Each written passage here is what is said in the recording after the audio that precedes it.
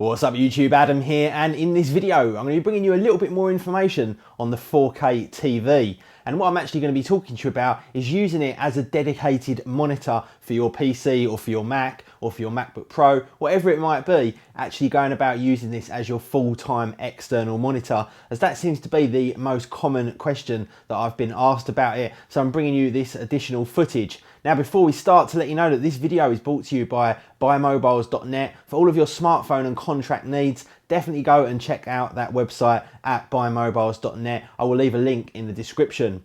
Now, just a couple of days ago, I brought you my unboxing video and I gave you all of my sort of information that I've got about this TV, the price, everything like that. But since then, the price has actually come down by $180. You can get this now on Amazon.com for $520. And you can have it shipped over to Europe for less than £100 shipping charges, plus obviously the tax that your country charges. But essentially that means that this actual TV, without shipping and delivery, is about £300 here in the UK, $500 in the US. That is absolutely insane for a 4K TV. Now, like I said, so many of you have been saying to me, you know, can I use this as a full-time monitor, etc., etc. And I haven't really had enough time with it to completely tell you, but I thought I would bring you guys this update. So what I've got here is I've connected it up to my MacBook Pro again. This is a 2013 MacBook Pro, and it's connected via the HDMI port and the HDMI cable that came supplied in the box. So I've set it as my main display in Mavericks, and you can see here on the screen that we've got some screensavers rolling with a few different wallpapers. Now what I'm going to do is just pick the camera up off the tripod and point it directly at the TV, so you don't have to look at me and my Movember stash, and we will crack on and take a closer look at the 4K display. So here we go guys, and just before we start, I'm just showing you that I've got a wireless keyboard and mouse here. I'm just going to move these out of the way so I can actually control it remotely without actually being on the picture. So just in case you guys are wondering what is going on, and I'll be back with you in just a second. So here we are now directly looking at this Seiki 4K TV. Like I say, I've got it connected up via the HDMI port to my Retina MacBook Pro. We've got it set to the full resolution, which it automatically comes up at. Now I've turned down the lighting just so we can get a better view of the actual quality of the screen itself. And just while we've got these images playing here, these are actually full Retina size images, so they are 2880 dimension images. So they're very, very good quality images, and on this screen they actually look very, very nice indeed. The contrast, saturation, the colour reproduction, the colour accuracy is all very, very good indeed. Now I'm not quite sure exactly how this is going to come across on camera, but when you're actually looking at it in person, pictures look absolutely fantastic. Now let's just close the screensaver, and now we're into essentially what is the full desktop.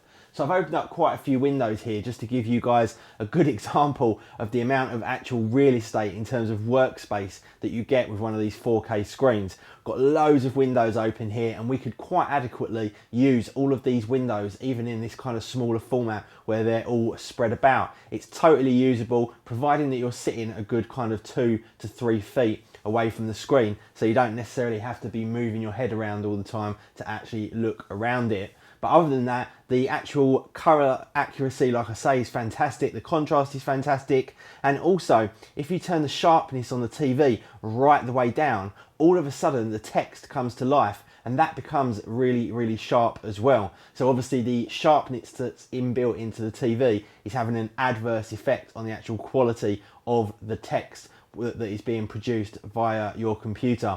Like I say, turn that all the way down, and all of a sudden the text actually comes very, very clear and very, very readable. Now when I first plugged it in, that wasn't the case. Everything looked a bit fuzzy. I had to calibrate the actual monitor on my Mac and also change a few of the settings, like I say, the sharpness being one of the main ones, and then it really does become an actual usable monitor in 4K for your computer. Now let's just do a few tests here to give you guys an idea of exactly what we're seeing. Now these are just standard screens in Mac OS X that we're flicking around here, and you can see it's very, very responsive, redrawing the screen extremely quickly. One thing I will say is that the refresh rate on this is a maximum of 30 Hertz. So you're only going to get a maximum of 30 frames per second. Now obviously if you're gaming, that's going to potentially be an issue because you generally want to go faster than that unless you're not too fussed. But in terms of just general day-to-day use, like I would be using it for productivity and for some media consumption, that is absolutely fine, providing you're not watching video that's going faster than 30 frames per second. But you can see it's quite responsive, just flicking between these huge pictures very quickly here on, and this is only connected obviously up to a laptop, so this could be a hell of a lot better if it was connected up to a much higher end workstation. Now what we do is we'll just actually start playing one of the videos here, just so you can see that when you're watching media, the actual viewing angles and everything else come across absolutely fine, even at that frame rate of 30 frames per second. So here we are, you can see this is only a 720p video, so the quality itself doesn't look great on a 4K screen, but it works absolutely perfectly, no dropped frames, the colours absolutely fine, and everything looks just as it should do.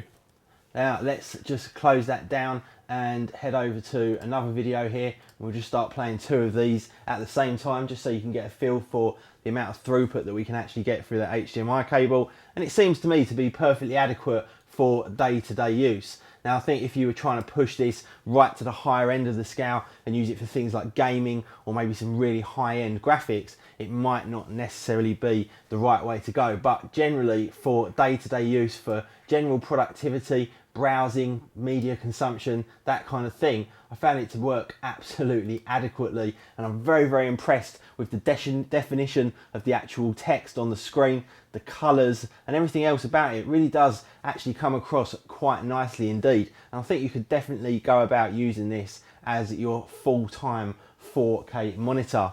So let's just have a little bit more of a look around what we've got here on the screen, and I think next up we will just play some 4K video. So I've loaded up a video here from YouTube, put it onto the original setting, and we're just going to play this and get a couple of seconds of looking at it in a pure 4K.